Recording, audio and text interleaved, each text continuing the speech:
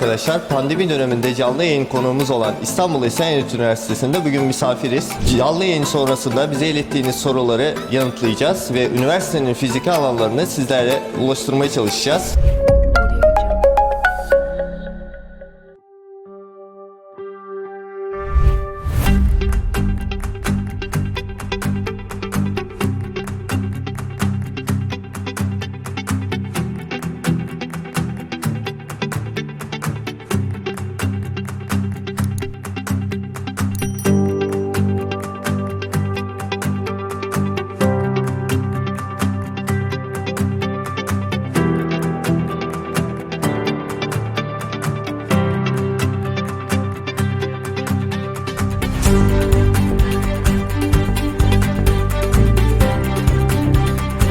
İstanbul Esenyurt Üniversitesi'nde eğitim görmek isteyen yabancı uyruklu öğrencilerin üniversite kayıtları başlamıştır.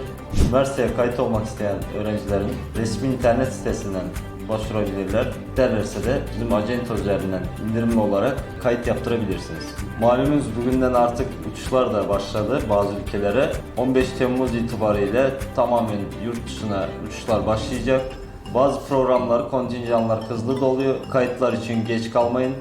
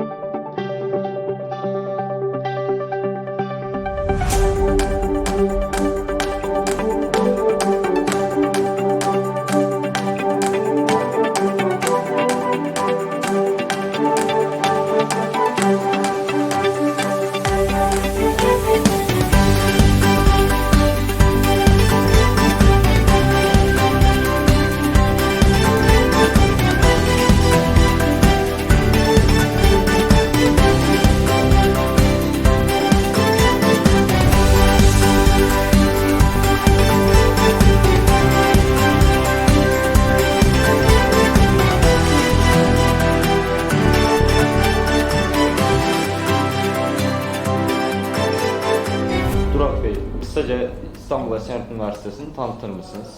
Esenyurt Üniversitesi 2013 yılında İstanbul'un Esenyurt ilçesinde kurulmuş bir vakıf üniversitesidir. 70'in üstünde farklı fakülte ve bölümle eğitim faaliyetlerimize devam ediyoruz. Uluslararası öğrenci kabulü ve kaydı için gerekli koşullar nelerdir? Öncelikle öğrencilerimizin lise diploması olması gerekiyor ve lise diplomasının Türkiye'de denklik belgesini almış olması gerekiyor. Birinci ön koşul bu. İkinci ön koşul da öğrencimizin Türkiye'de herhangi bir üniversitenin YÖK sınavına girmiş olması ya da uluslararası sınav sonuçlarıyla birlikte üniversitemize müracaat etmeleri yeterlidir. İlaveten kesin kaydının tamamlanması için diplomasının Türkçe ya da İngilizce tercümesi, yine transkriptin Türkçe ya da İngilizce tercümesi, pasaport ya da bir geçerli belgeyle üniversitemize başvurması durumunda öğrencimizin kabul işlemi tamamlanır. Öğrencilerimiz denklik işlemlerini nasıl yapıyor? Bu konuda öğrencilerimize yardımcı oluyoruz. Bize geldiklerinde artık Milli Eğitim Bakanlığı'nın online başvuru sistemi var. Evraklarını online başvuru sistemine yüklüyoruz. Onlar için randevularını alıyoruz.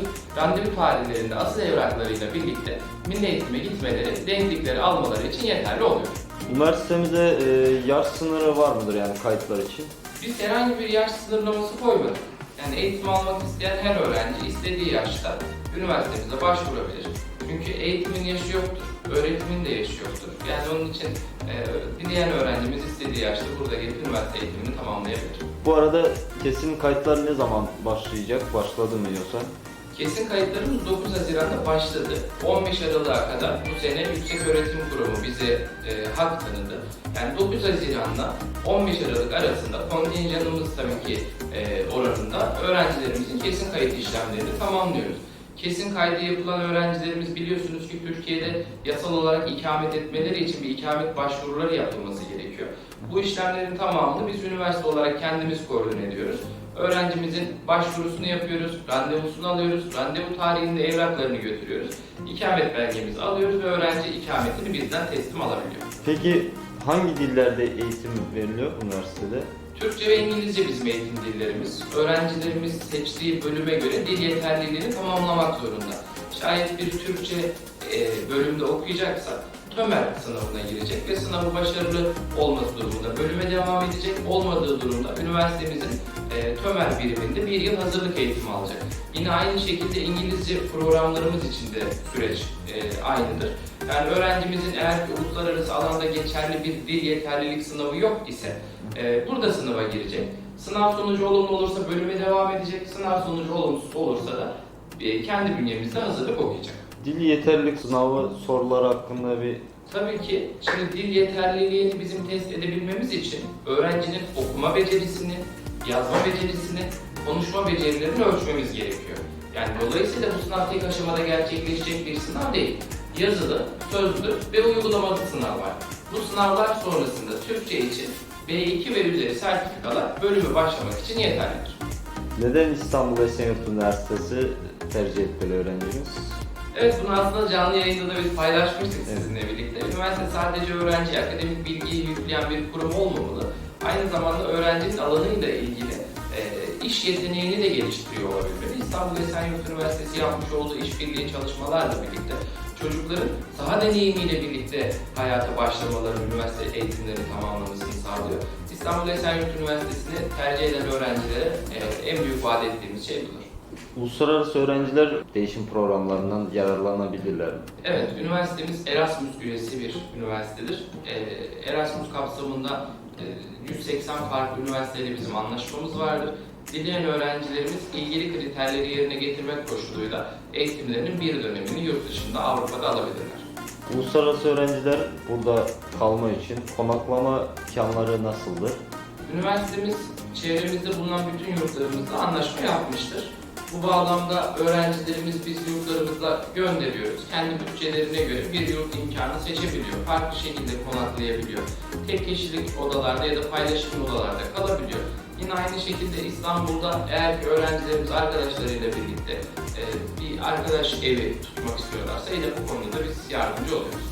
Diğer üniversitelerden üniversitenize geçiş yapmak isteyen öğrenciler ne yapmaları lazım? Şimdi Türk öğrenciler için bu soruyu ayrı cevaplayalım, uluslararası öğrenciler için ayrı cevaplayalım. Türk Tamam. öğrenciler yükseköğretim kurumlarının ilgili yatay geçiş yönetmeliğine göre başvuru yapabiliyorlar ve biz onların başvurularını değerlendiriyoruz. Yalnız uluslararası öğrencilerde yatay geçiş olayı yok biliyorsunuz. Evet. Öğrenci bize yeniden başvuruyor. Biz öğrencinin sıfırdan kaydını alıyoruz. Yani birinci sınıf olarak kaydını alıyoruz. Transkripteki bize derslerini getirmeleri durumunda o dersler Muaf. evet, o derslerden muaf tutuluyor ve öğrencilerimiz kaldığı yerden eğitim öğretimine devam ediyor. Burak Bey'in vermiş olduğu bilgilerden dolayı teşekkür ederim. Ben teşekkür ederim Murat Bey.